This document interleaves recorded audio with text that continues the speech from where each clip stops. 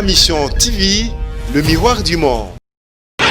Bonjour mesdames et messieurs, chers internautes, nga wabino gloire bosso bobenga petit peuple, peuple ndé souverain, peuple ndé gagnaka, biso to landara peuple wana souverain partout. Yango moni ba peuple souverain pe bazala libana mboka à chaque fois bayaka baluka petit peuple po bayebi ke non, petit peuple ndé aza pona bango. Yango moni to tambola bisika nyoso lelo na yeko découvrir petit peuple mususu. Na découvrir ensemble avec yé bolanda to sola lisolo ya libération mukuna ba makambo ebele toza nango to sola na ye je crois toza ensemble. Bonjour papa.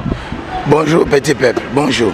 Kombo nani ozanani bon kombo nanga ezali Costa Yombo nazali mwana mboka akola na mboko yo ezali RDC bon contenu ya ba amaka mususu esenga makiki non voilà tobima tokende pe libanda mboka mais congolais de père et de mère mais résident en Angleterre.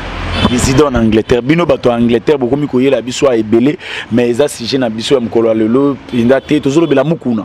Par hasard lobi na kati ya bato na moni yo sima ya libération ya mukuna après nyonso bato bazo akize mukuna na nini nyonso tu bino bonzimika ko zana sima na.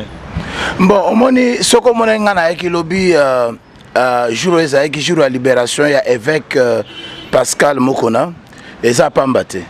Omoni petit peuple bato mingi bayebi mboko penzate. Biso tozaba na mboka tokoli awa. Mutobo zomo évêque Mokona wana, ce n'est pas n'importe qui. Ce n'est pas n'importe qui. C'est quelqu'un qui a construit ma vie à Batebele. D'abord sur le plan spirituel en tant que pasteur. Alors lokola omoni à chaque fois nzamba telemisa bato moko boye pona musala songolo ozomon. Alors tant nga nazaki en Angleterre nazaki Hollanda d'abord nalandi ba émission évêque. Ba intervention na ye oyo abandaki koloba sur effet patriotique. Na yoki tant na yoki et j'ai discerné quelque chose. Na comprendre que évêque à comprendre que ça la mission yako lokako éveiller peuple congolais pour mboko yo ezala sauver parce que ezala bato mingi oyo bazali ba homme de Dieu mais ba bosanaka que bato o bango bakambaka bato wana bazali appelé yakobika malamu osomon.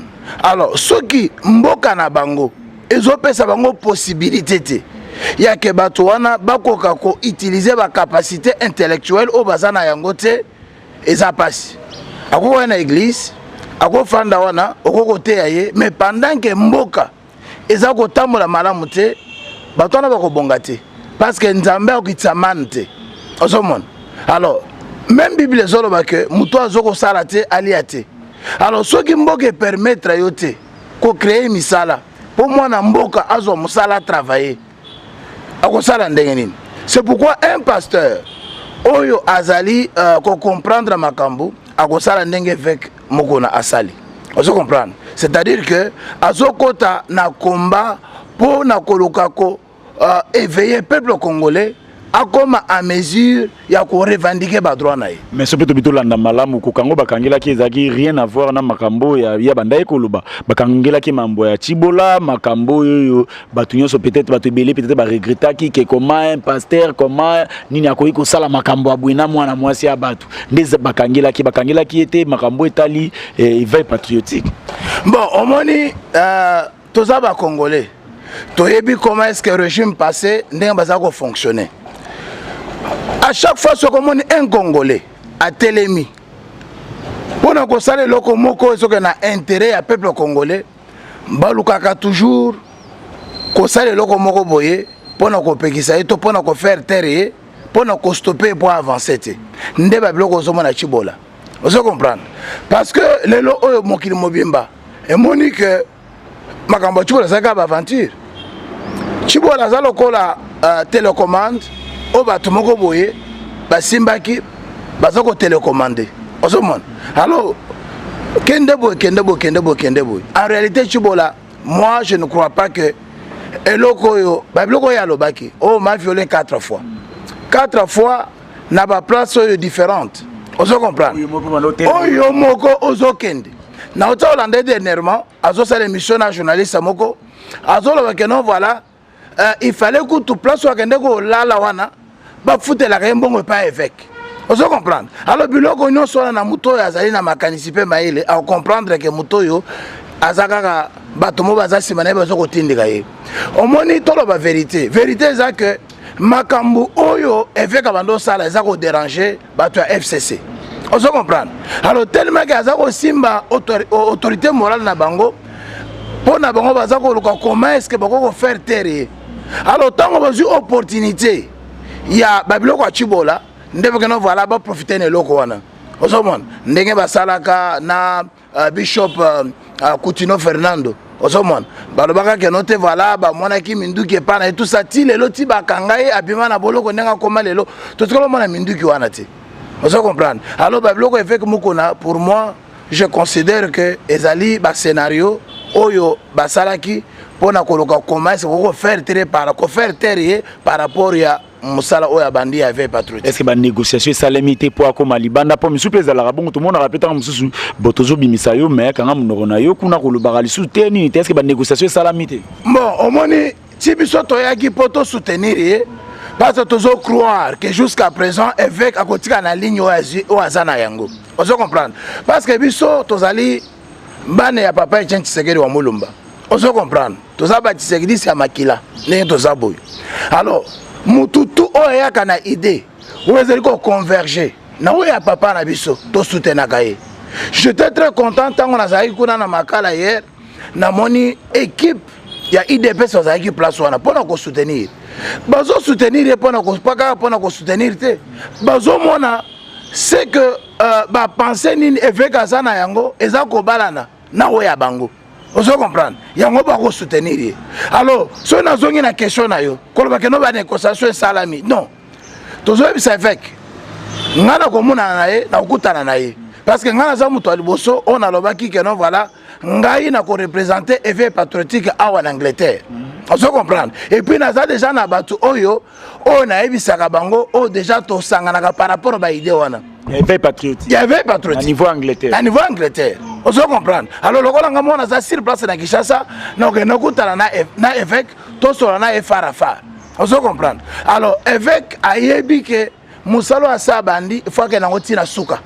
Parce que za mission nzamba pesier. Pourquoi na sepele ki mingi na ba idée na ye? Parce que ça na pasteur moko peut-être oyebi était pasteur Albert Lukusa.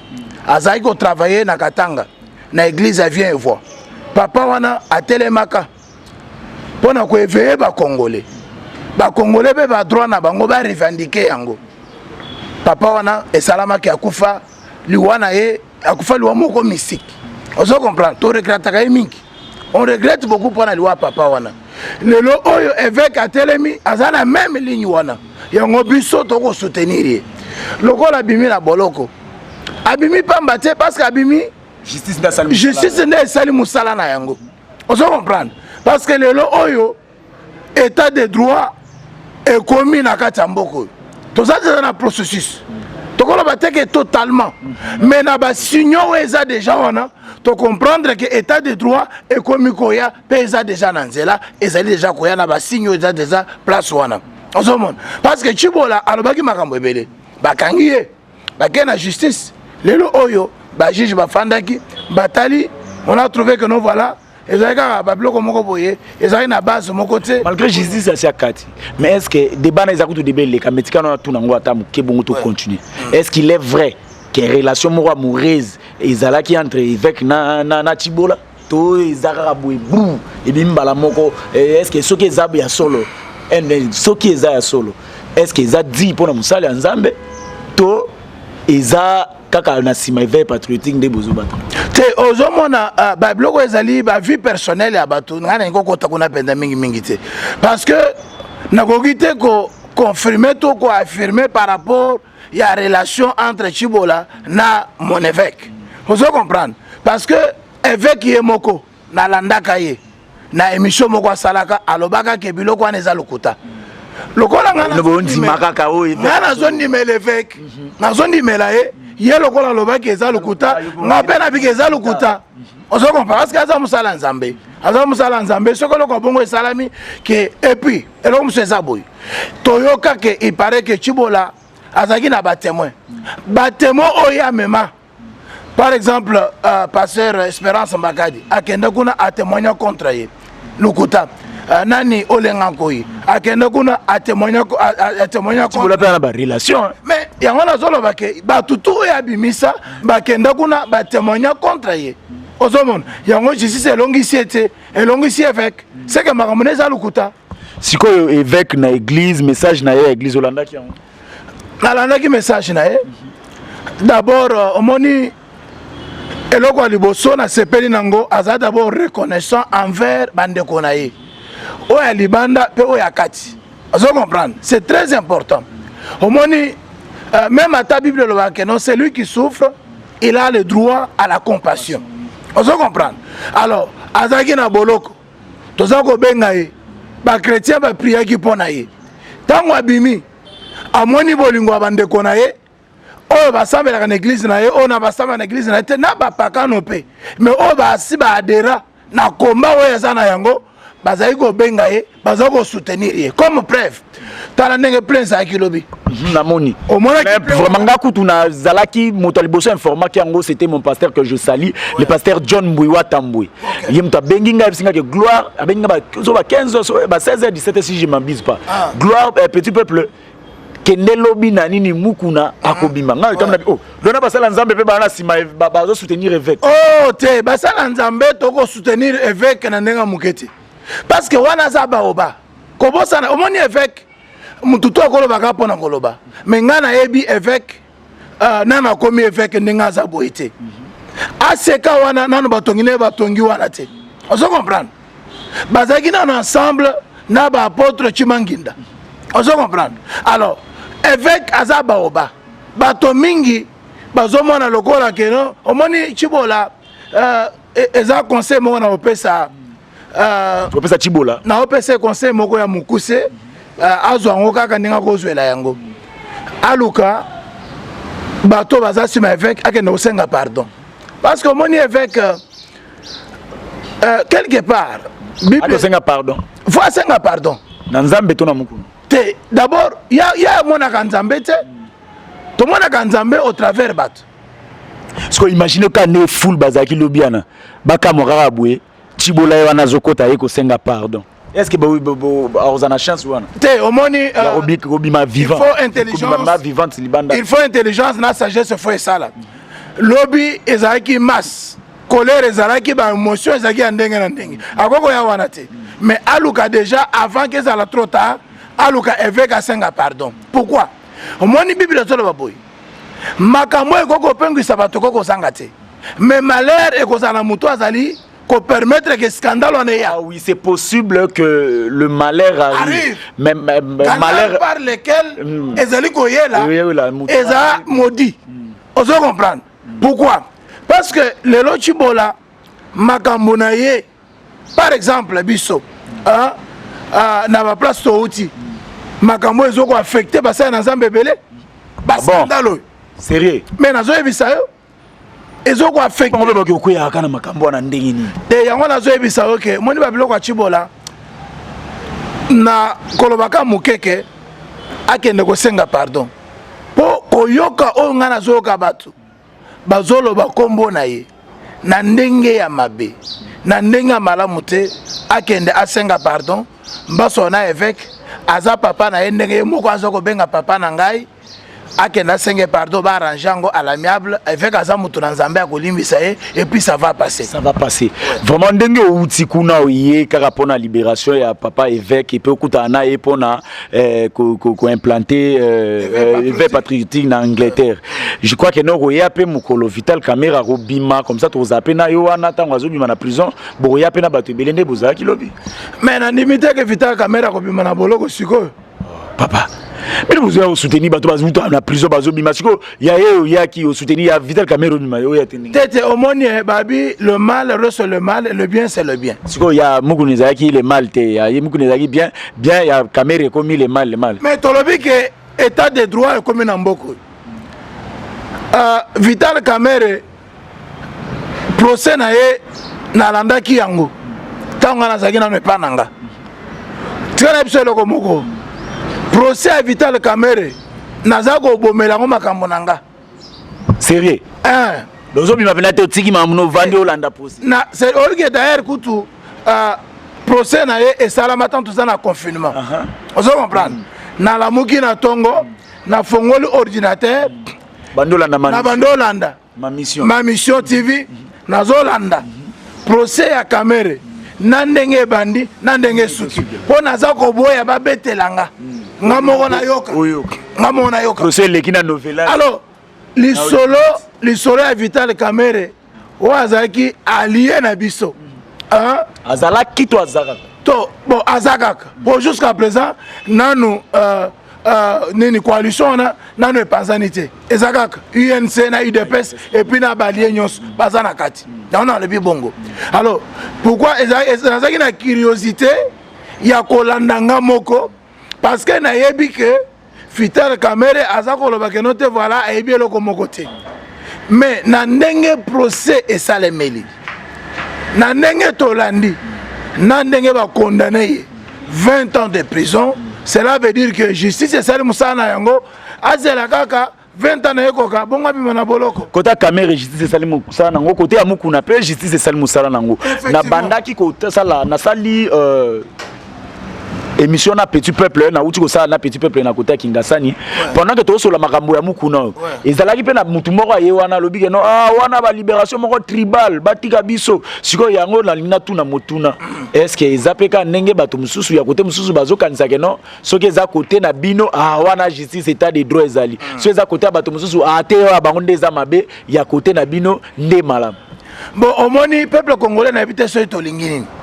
omoni tango baokanga évêque babi Félix Azamboko parle omoni Kabila nde moto azo diriger omoni bakangi kutu muku na keboloko ozo comprendre lelo oyo tango président Félix alobi justice eza indépendante esala mosala na yango alors évêque mokuna bato na ye basali appel a réguiser d'abord bajuge oyo bazalaki wana contenir makambo esalamaki eza droit na ye alors leur ake na grande instance na kombe bafandi batali batrouveke no te voilà moto oyo makambo cibola azoloba eza na base moko te sous basement moko ya malonga eza te ça va bakite ye bakite évêque ozo comprendre eza eloko moko tala soki ezalaki biloko moko tribal tika nazo exemple moko mibale Oli Ilunga oyo azalaki ministre ya santé aza na prison Makala c'est un Gassayen c'est un louba comme évêque mokuna pourquoi bakoteli ete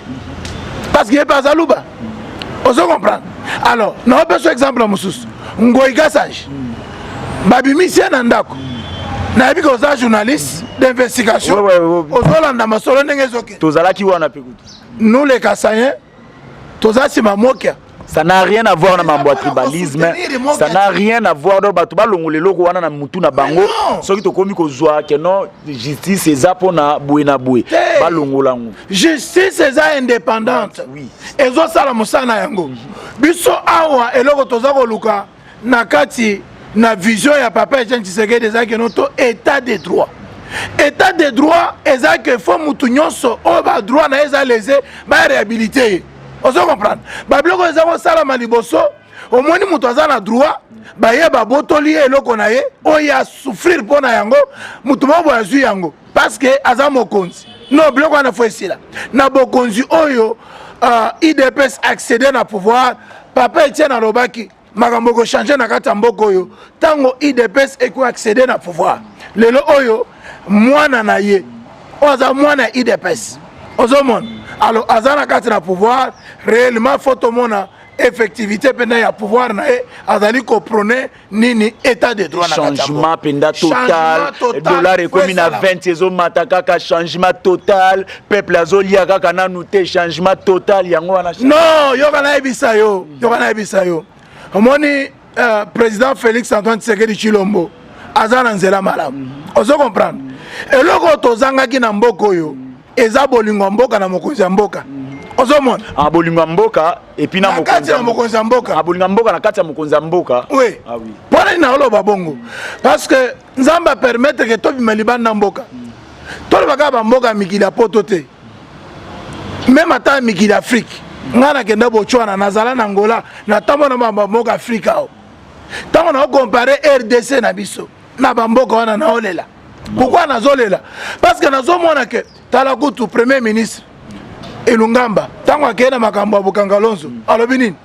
Qu'est-ce qu'il s'est demandé? Qu'est-ce qui a manqué? Amiturabi, qu'est-ce qui a manqué? Alors l'autre lui a dit l'amour du pays. Ozomon. Yango loko tozo senge. Mutu moko boye akei apikoli. Moteur à tracteur. Akei chango na balinière na ye, po ale sa mwasi na ye, bana na ye, na bakoko na batu na ye. Mais biloko wana ezaki po servir congolais nyos. Skopine basali na. Po bi monteur batie na nini skopine basali na. Mais pine etikali wana pesa pa va pamba. En tout cas, bozo ya ces derniers temps mingi. Ouais. Bozo ya ces derniers temps mingi. De la même manière yo po yaki soutenir évêque Mukuna. Webi ke zape na ba misupe ba yaki pe ko soutenir pe Kamere, ba yaki pe petit peuple pa yamba ki bango ba leka ki pe pa petit peuple awa ba loba ki sengela ki ba loba na ebite so landa ki bango pe. Bon, nalandaki ndeko moko boye Roger na ebiye n'est pas petit peuple là azaka na Angleterre kuna na ebiye pe ya ebinga bon toyebani na ndenga musika boye na yambi batu belo ba uta mwa panzila bino ndeni yo pointer kai te ye na ebi parce que ye na pointer parce que na landaki alobaki biloko moko ezanga tina et pas na ngaya oui alobaki biloko moko azotanga makambo ba passé à première dame azolo makambo ya UNC tout ça omoni nazo ebisa que ndekwana na ko peseka conseil nani Roger Viboudou si Roger Viboudou conseil na ko ebisa eza que Vital Kamere azana kata souffrance peut-être batika ye ezatan a raisonner azobela peli susu ebi yango azana na ebi ke azamuto yo to bundi na ye azamuto to bundi na ye avant tout kota na pouvoir quel que soit makambo ya sali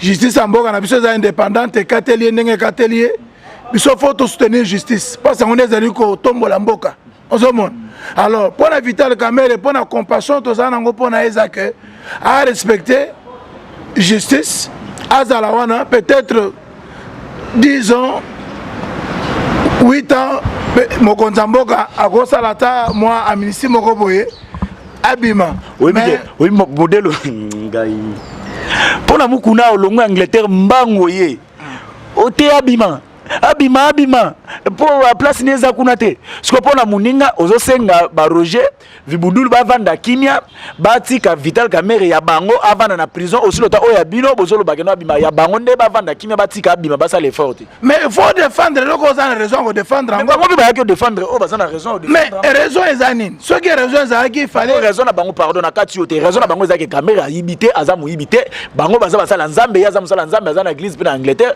amu sala nzambe ba yeko défendre pas que nzambe sala ngomoni basambelaki makasi tie sali keno lo samu na bango et bimisi Kamere quand même na prison et commissaire na centre ngana malgré moi azobela te omoni ndeko wana soka ekolo bakaza na église selon ma information ngana zana ngona bike azasu na église te na Angleterre na ebike ya ko muto ko fungolaka azaka tambola bitambola moko boye na ebite kaza na église selon ma information na zana ngo mais tolongola mutu wana makambo ya Kamere eza boye Kamere biso tout olandaki procès na ye moko asitaki bato ntango baye ko charger voire même oyo mwana grand-mère nani Bitakwira tango Bitakwira ye bino to bolanda ozo comprendre alors batika vanda 20 batika na bango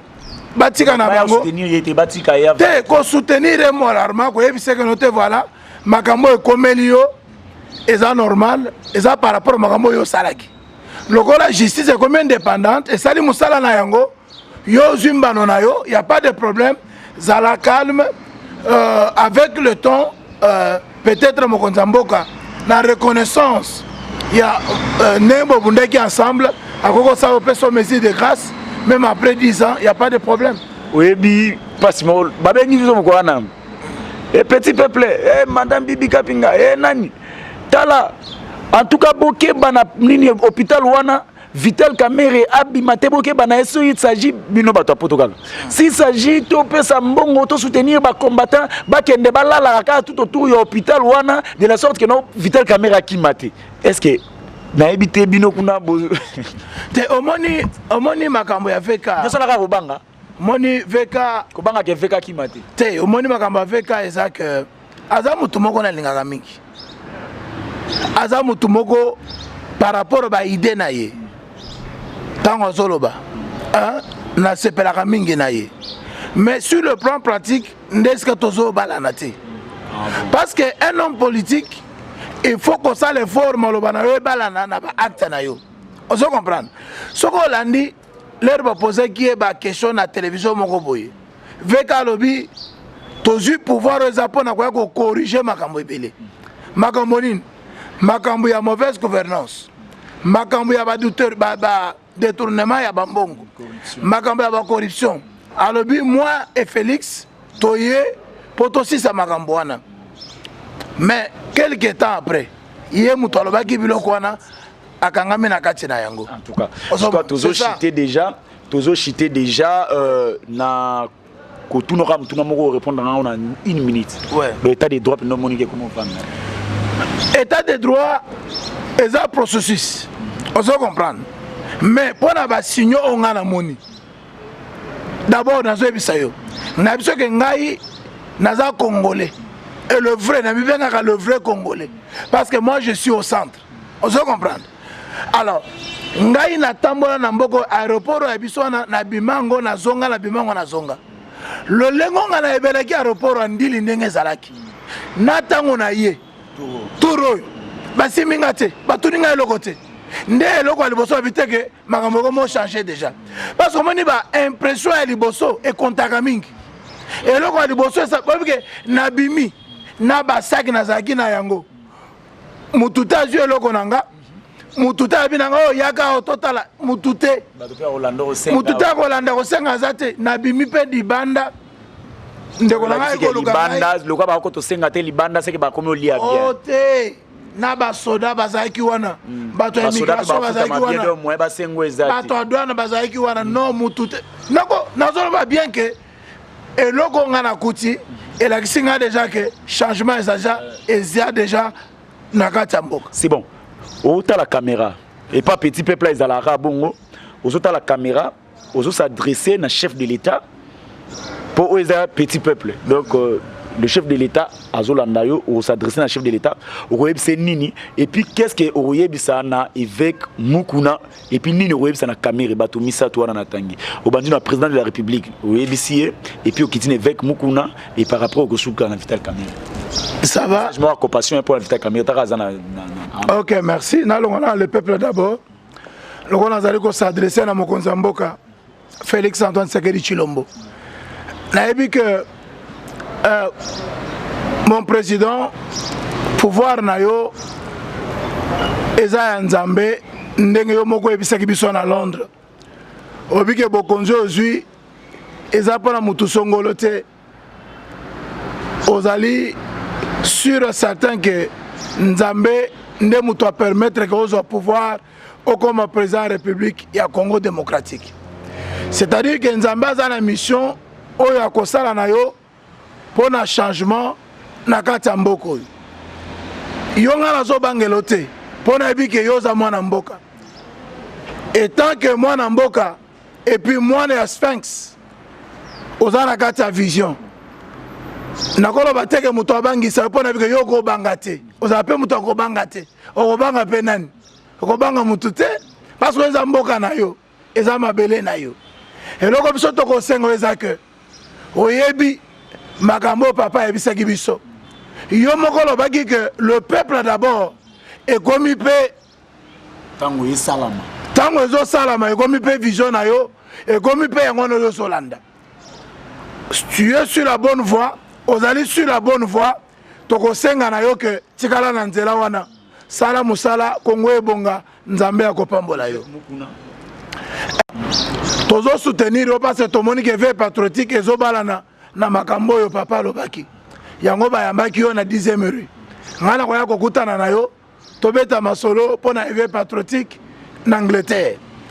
Obimi, tant Obimi, ezapo, on continue na musala oyo bandaki to onzamba pesio. Na landaki olobaki eza vision asika. Ozaloko la Martin Luther King ya Congo. Ozaloko la Pasteur Lukusa oyo ya telemi pona nini? Pona changement na kati na mboka. Pasteur Lukusa s'est réincarné na kati ya mboka. Na kati na ye pourquoi pona mission wana et avancer kende liboso. Na Vital Kamerhe. Bon, veka na ko senga na que aza na kimia Vital. Aza na hôpital, toza na compassion parce que ndeko na otanga zobe la force ala quand même na mawa. Mais le col abiso nyonso na ye tolobaki que il faut état de droit et femme dans la kati ya mboka. Il faut tout soutenir l'état de droit. Le col est déjà ici, quand il m'a camonaï. N'a pas qui a salé appel. Il n'y a pas de problème. Ils ont droit. Ils ont un appel. Ceux qui ont ballon ici, il n'y a pas de problème. Mais ceux qui peuvent ballon ici, Andi Mambano va ça y est, afanda azela jusqu'à ce que aussi là, c'est ça. Selon yo siko message ya compassion ana. Tango ebisi mutu kenan vanda ozobe la santé za bien te mais premier zate fozonga na prison est-ce que motona moralement aux amakasi. Et ça la rokani numéro na tuni et na petit peuple lobani. Bon au moni problème est que au moni tango mutu asala ka mabe. Ba conséquence oya kana sima. Tout le monde a kangoté. Ce conséquence est de tout le monde là. Na petit peuple lobani. Bon, na petit peuple besoin ça la qui toque. Nzamba pambola bino. Tout toujours en contact. Et puis merci beaucoup. Je crois que non pour la gloire bosso be autrement dit bosso balo ba obenga peuple souverain, petit peuple ndé souverain. Na komi na suka na yambaki ndeko je crois bosso to solo ina yebino moko bolandi ce qui s'est passé. To komi na suka ba numéro na nga yango wana. Ozana besoin ya kobenga, ozana besoin de contribuer, ozana besoin de kusolo li solo to o la exception place ni to kita to kende ko yamba mutu obengi nga na kokoma wana to kosala ngona tambola kana volingi tuka Derrick pe ye mutu alandela ba makambu. L'église même JS, il y a pasteur John Mbouiwa Tamboué. Je salue ma fidèle église Wanagnon surtout où je fais partie. Ba na poto oye na Kinshasa za na besoin kutana petit peuple. Eza nango facile. Numéro yangwana koma benga petendenge bandeko tozo sala na bandeko pona kolobara libanda eza malamu mais encore plus mieux kolobara a na mboka. Alors place à kolobara na mboka adresse eza moko petit peuple. Merci beaucoup Tosuki Awa. Ciao.